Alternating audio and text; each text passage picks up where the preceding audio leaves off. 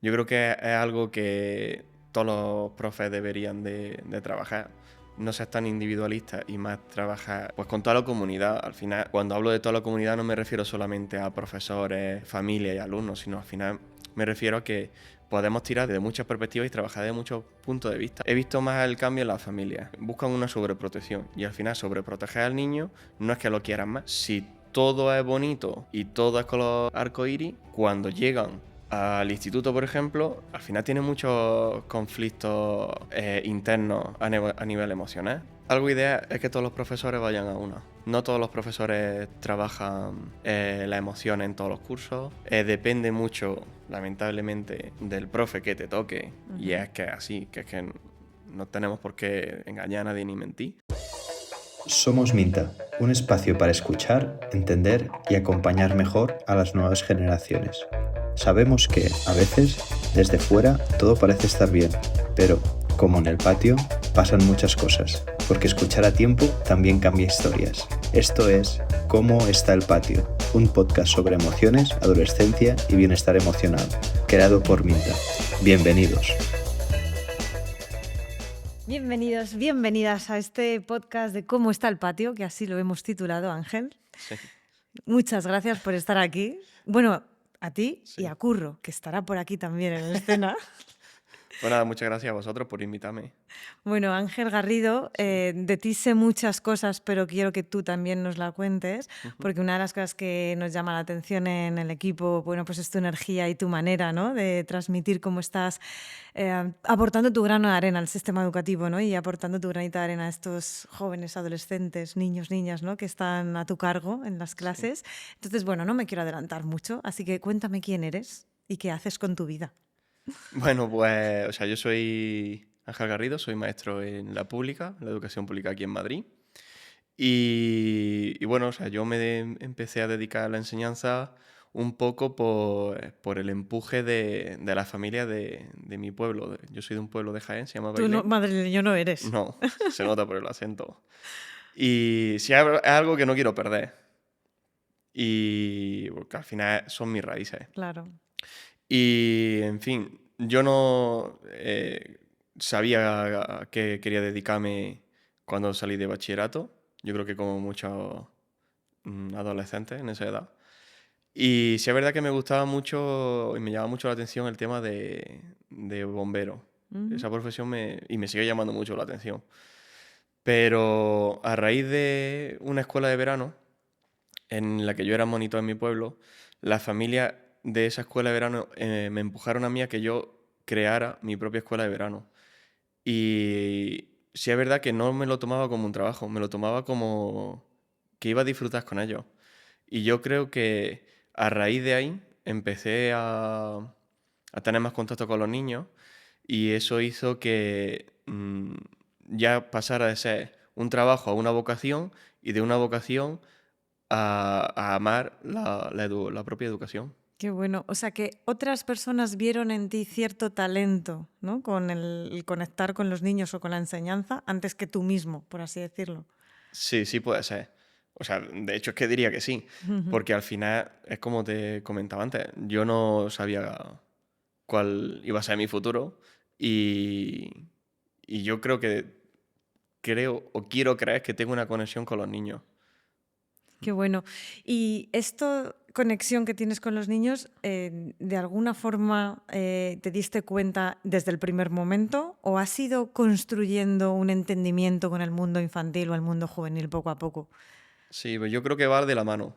Tanto si te sientes en el aula cómodo y al final eres tú mismo y no actúas o sobreactúas o tal, y al final vas creciendo también profesionalmente al final con toda la comunidad educativa. Yo creo que es algo que todos los profes deberían de trabajar. No seas tan individualista y más trabajar pues con toda la comunidad. Al final, cuando hablo de toda la comunidad no me refiero solamente a profesores, familia y alumnos, sino al final me refiero a que podemos tirar desde muchas perspectivas y trabajar de muchos puntos de vista. Podemos, entre comillas, explotar recursos que, por ejemplo, el ayuntamiento ofrece a los coles, que trabajas con otras asociaciones, haces algún taller. Y yo creo que todo eso hace que se enriquezca el propio aprendizaje en el aula. ¿Cómo terminas en Madrid? Pues al final termino en Madrid, pues por trabajo más bien, porque en Andalucía está la cosa bastante regular y al final una salida profesional en la que, pues desgraciadamente, se inscriben muchos alumnos en la universidad en este grado, pero que desgraciadamente no tienen todas las mismas salidas profesionales. Entonces, hay puntos en los que en España la educación está un poco colapsada, digámoslo así, y al final Madrid da muchas oportunidades, no solamente en educación. Y lo que iba a ser supuestamente para 3 meses, llevo aquí 6 años. Ostras. Bueno, tengo que decir que hay dos cosas muy entrañables a mi modo de ver, ¿no? en ti, y es porque conectan también con mis raíces. Mi padre es de Jaén y mi padre fue profesor de educación física. Entonces sé que eres maestro de educación física y que eso además también es una clase, entiendo, un poco distinta, ¿no? Con respecto a la conexión con el alumnado. ¿Te da más juego? ¿Eres capaz, ¿no? de flexibilizarte más y de poder, ¿no? tratar de pillarles de otra manera?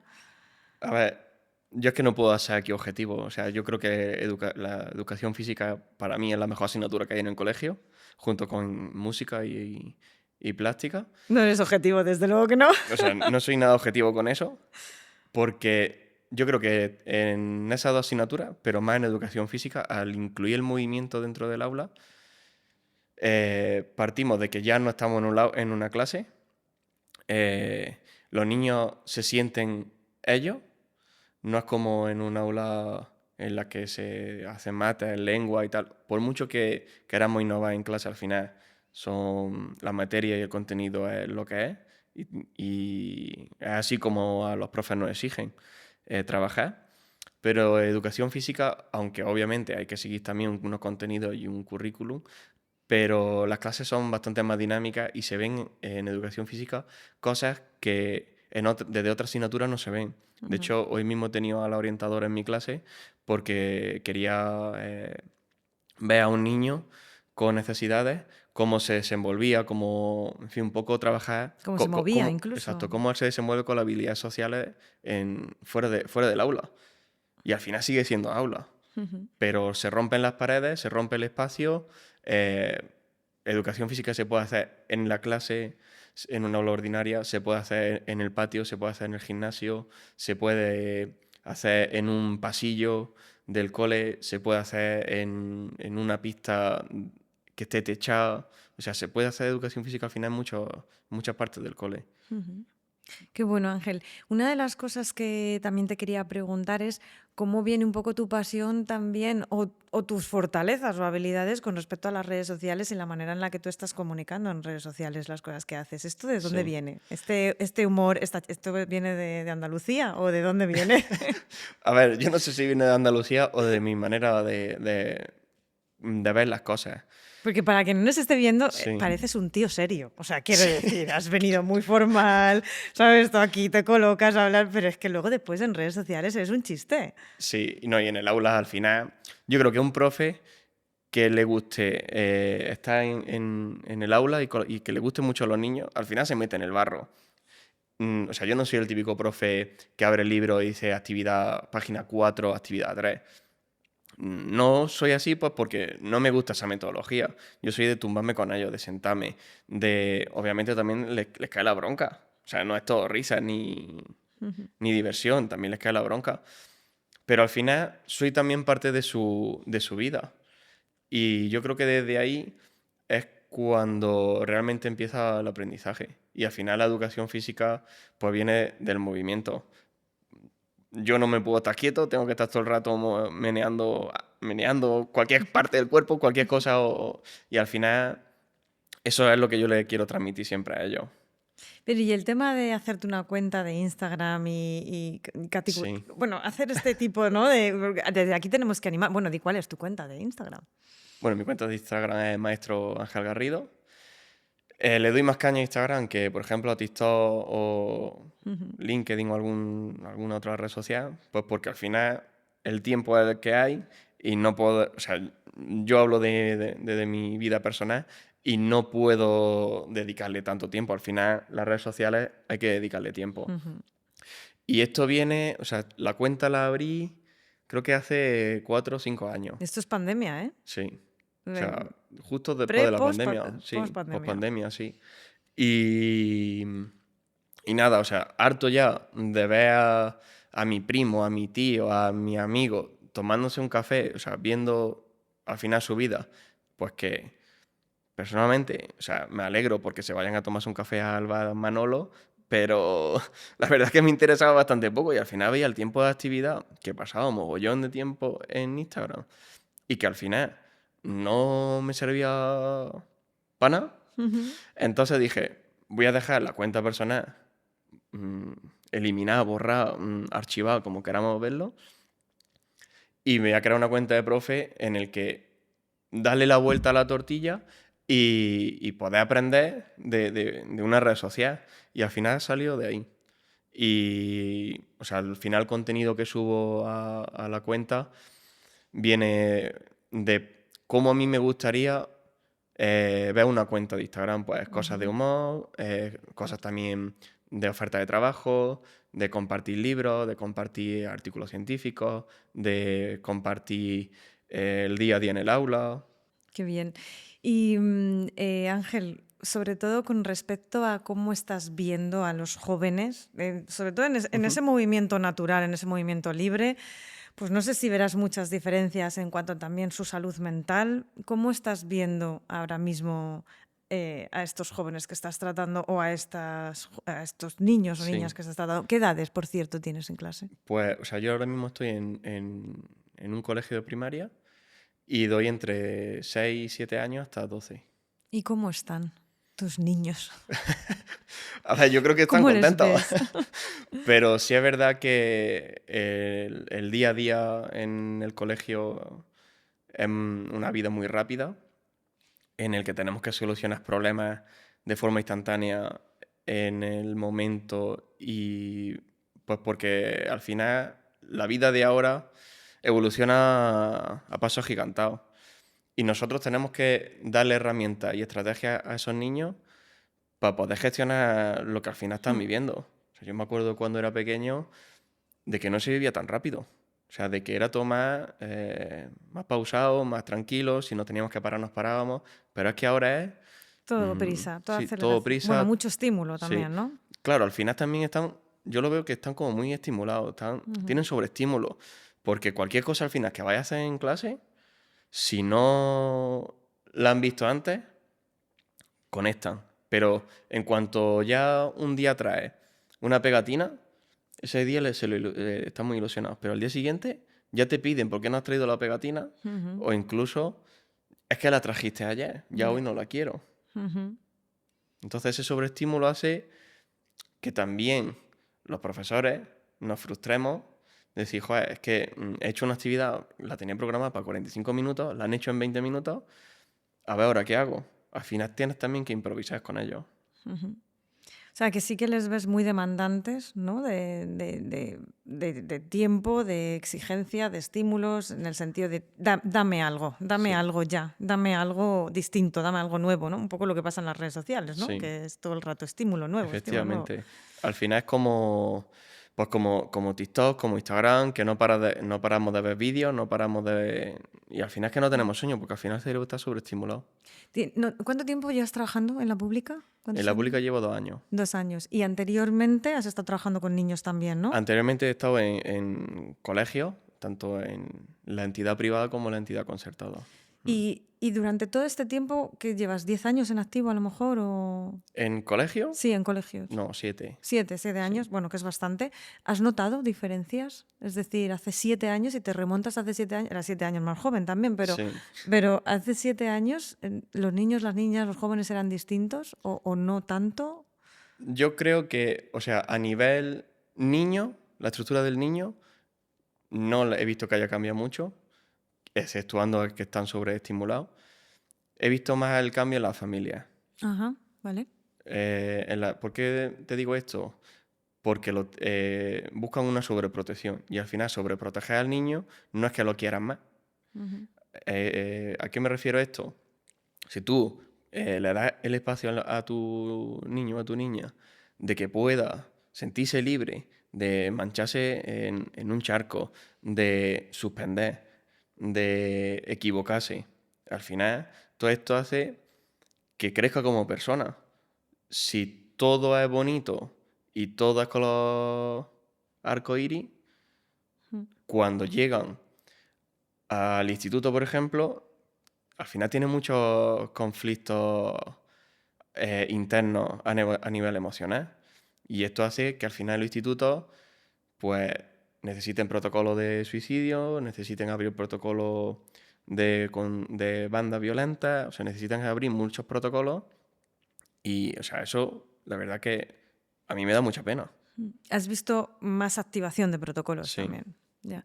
Justamente nos metemos ahí un poco en el barro, si te parece. claro. Y ¿cómo está el profesorado? ¿Cómo está tu gremio? ¿Cómo están los compis con respecto a esto? Pues yo creo que, o sea, durante los 7 años que llevo en colegio, al profesorado le da miedo. Sí. O sea, no el abrir el protocolo, sino el protocolo en sí. O sea, abrimos un protocolo, genial, lo tiramos para adelante, pero lo que va pasando durante el protocolo, el cómo se lo transmitimos a la familia, el cómo lo trabajamos con los alumnos, el cómo implicamos a otro profesorado que no está en el aula con esos niños para ver la situación de forma más neutral. O sea, se vive con miedo en los coles. Mm. Sí es verdad que no es miedo por no querer gestionar los protocolos, sino más miedo por falta de formación. Eso te iba a preguntar, ¿qué falta? ¿Formación? ¿Faltan Sí, simulacros? ¿Falta de todo de esto, no? sí, o sea, pero no formación, por así decirlo, en el profesorado de querer hacer más cursos, querer... Mm. Al final, la gente joven en los colegios aprieta mucho. Y están súper empapados y saben mogollón. Lo que yo creo que hace falta, más que formación al profesorado, eh, lo que va enlazado con el miedo es la puesta en práctica. Mm. No, por eso Tanto, decía simulacros, ¿no? Vamos a hacer exacto, un simulacro y es la exacto. mejor forma de aprender. La puesta en práctica, el tener más contactos con los niños durante la formación en la universidad, yo creo que eso hace falta mucho. Y lamentablemente no se hace.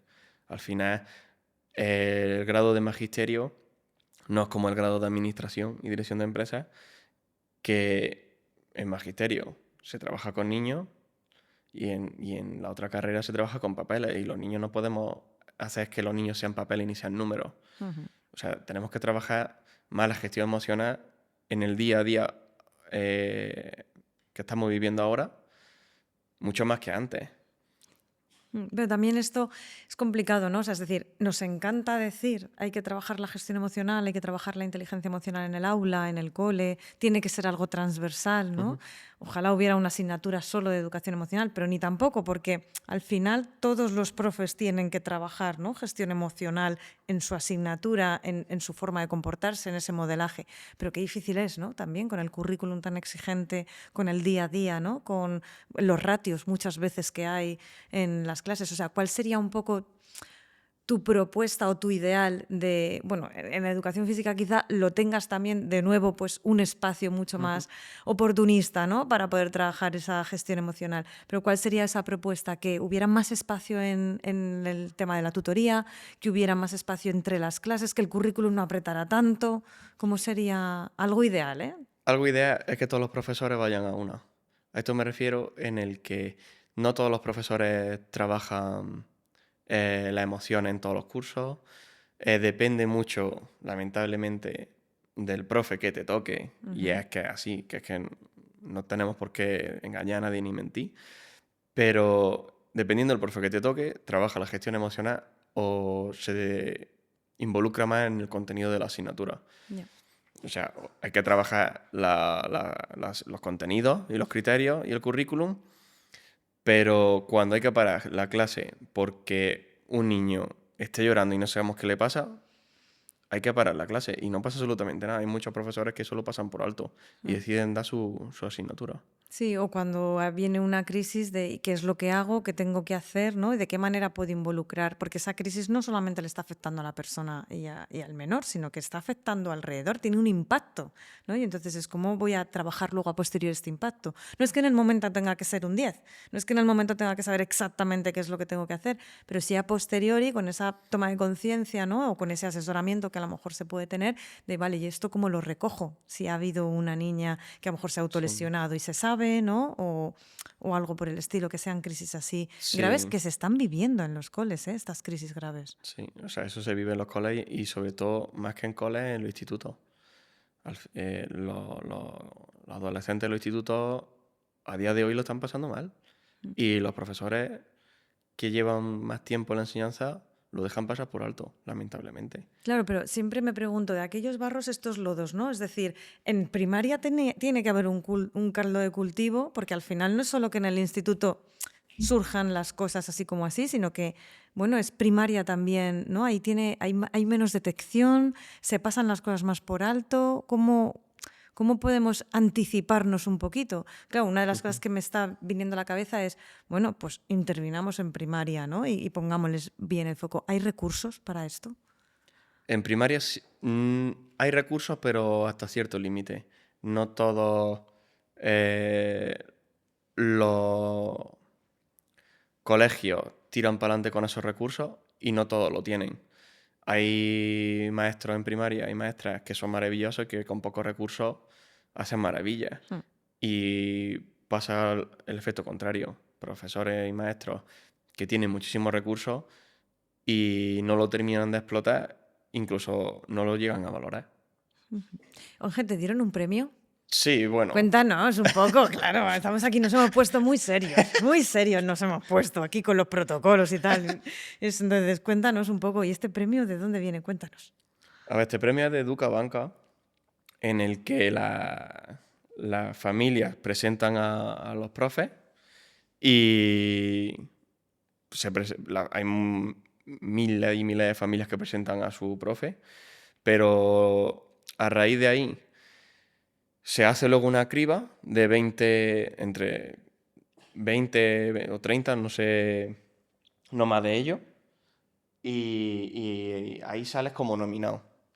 Y después de esa nominación se hace otra criba en el que se mandan los maestros y los profesores, mandan sus papeles de, pues he hecho esto en el aula, he publicado este artículo, he hecho este libro y...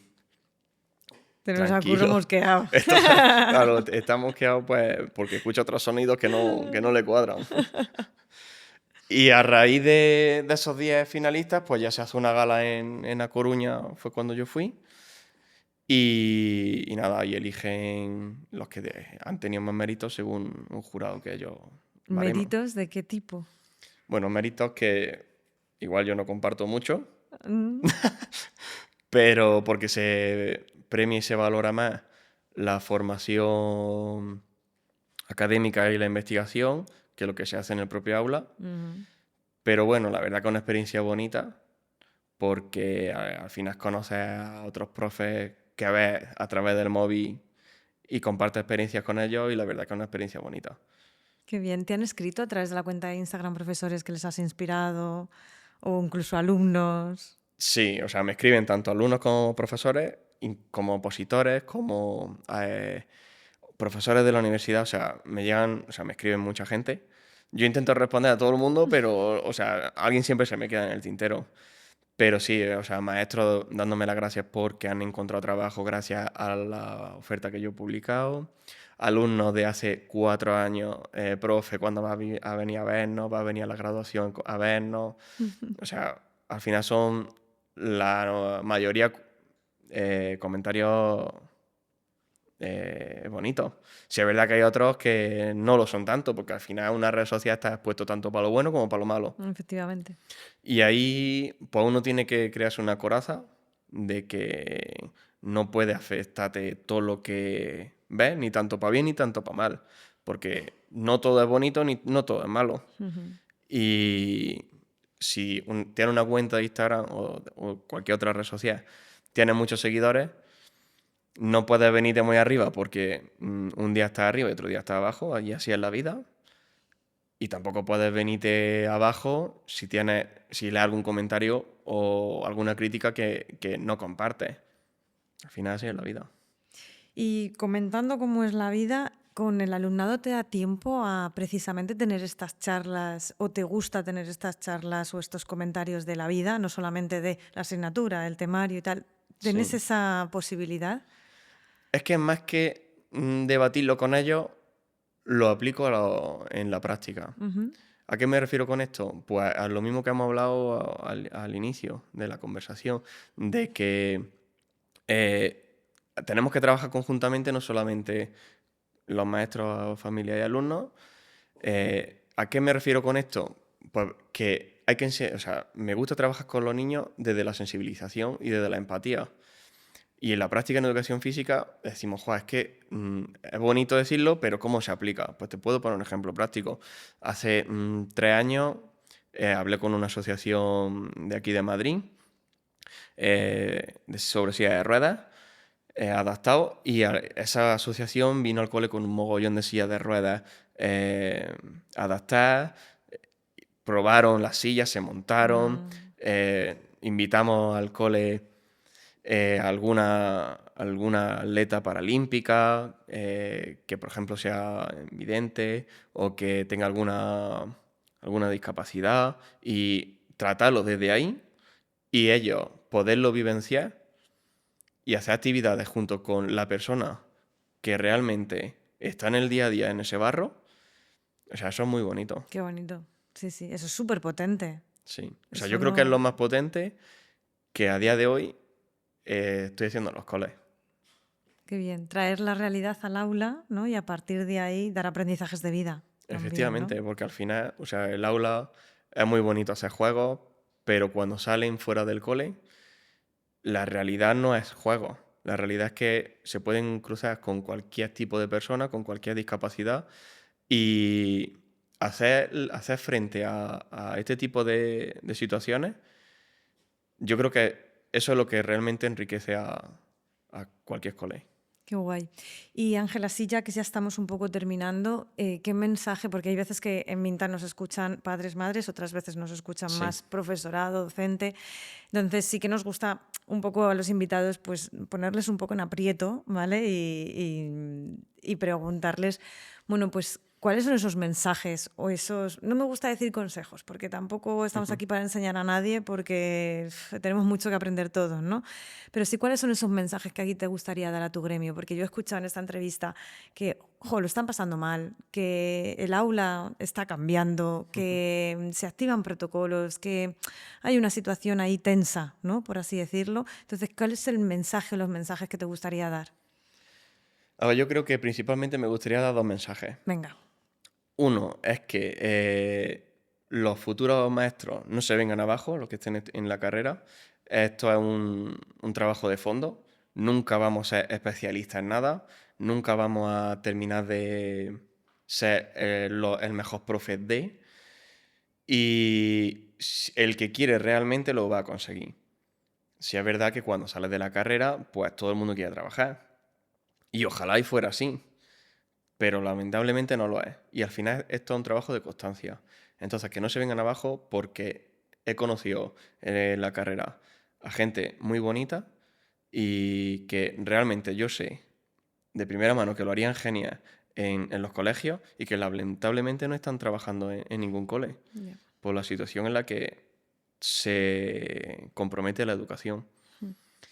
Y una cosa que a mí me gustaría que realmente pasara en los colegios es que haya un intercambio intergeneracional Sí. en los colegios de comunicación. Es decir, que ni lo antiguo es lo malo, ni lo nuevo es lo mejor, sino que al final pueden aprender ambos perfiles. Qué bien. Son 2 mensajes súper potentes. Gracias por compartirlos. Y ya por último voy a estirar un pelín el tiempo y quisiera preguntarte sobre el bullying. porque al final es cierto que, bueno, yo me recuerdo a mi padre que siempre me decía, dice, no me entero lo que pasa. Es decir, y tampoco consideraba a mi padre como a una persona que no fuera observadora, y además era el profe de educación física. Quiero decir bueno, que estás ahí, ¿no? Cercano a los chavales. Y yo recuerdo una frase que él decía, yo era muy pequeña, pero él decía, no me entero de lo que pasa, realmente sé que no me entero de lo que pasa. Entonces, esta sensación lo tienes. Y con respecto al bullying, ¿lo sabéis, no lo sabéis? ¿Os enteráis, no os enteráis? Es una pregunta comprometida, lo sé. Sí. Pero bueno, es la última ya. A ver, es que, como te he dicho antes, o sea, en educación física yo no puedo ser objetivo porque en educación física se ven todas estas cosas. Se ven los grupos más definidos, el alumno que tiende a sentirse más cómodo estando solo. Y en el área de educación física todas estas cosas se ven. Entonces, en cuanto se ven, se le informa al tutor y se empieza a mover una serie de estrategias que se cogen el toro por los cuernos en este caso. Pero sí es verdad que desde otra área es más complicado y te sientes al final frustrado en este aspecto. Pero de educación física yo quiero pensar que el acoso escolar, el bullying, cualquier tipo de situación desagradable para los niños se ve. Ya. O sea que el mensaje un poco que viene por debajo de toda esta entrevista es también ese mensaje de vamos a detectar desde ese ambiente un poco más distendido y diferente, porque ahí podemos prevenir muy bien, ¿no? Este tipo de cosas. Es que al final, o sea, nosotros tenemos medidas los maestros en los coles, medidas cuando ya está pasando, pero no tenemos la estrategia ni las medidas de antes de que llegue a pasar. Y yo creo que ahí es donde ahora mismo debemos de trabajarlo. Qué bueno. Focalizar la atención. Qué bueno. Oye, Ángel, muchísimas gracias por estar aquí. Enhorabuena por todo lo que estás haciendo. Me encanta, me ha encantado hablar contigo. Me ha encantado conocer a Curro, que estaba aquí dando vueltas y ya está atenta a todo. Me encanta lo que haces y muchísimas gracias por escucharnos en este podcast con Ángel Garrido. Por favor, seguir vuestra cuenta de Instagram. Sobre todo, bueno, pues si te lo quieres pasar bien y quieres estar también aprendiendo un montón de cosas que haces, creo que pones un buen granito de arena al sistema educativo y a esta sociedad, así que te doy las gracias por ello y espero que, oye, pues que muchos alumnos que están ahí escuchándonos, a lo mejor, que nos escuchen, pues se hayan llevado también una buena impresión de ti. Gracias, Ángel. Nada, muchas gracias. ¿Has estado a gusto? He estado genial, sí. ¿Curro, has estado a gusto? Creo que sí. Sí, también he estado genial. Hasta luego. Muchas gracias y bienvenidas a este ¿Cómo está el patio? Que vamos a seguir con más capítulos en nuestro podcast. Hasta luego. Chao. Chao.